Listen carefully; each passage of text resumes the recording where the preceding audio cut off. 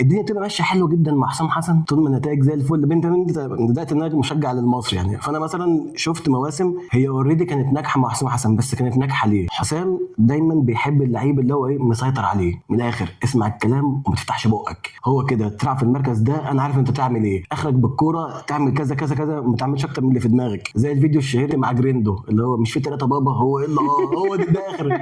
اهم حاجه انا مسيطر والنتائج تمام ماشيه. هيقول لك ايه، وانا والله بكسب وبقى لي امكانيات، ما انت عارف ده نادي كل اللعيبه فيه يعني على الله، واحنا مرتباتنا كلها جنيه وربع والدنيا ماشيه زي الفل تمام.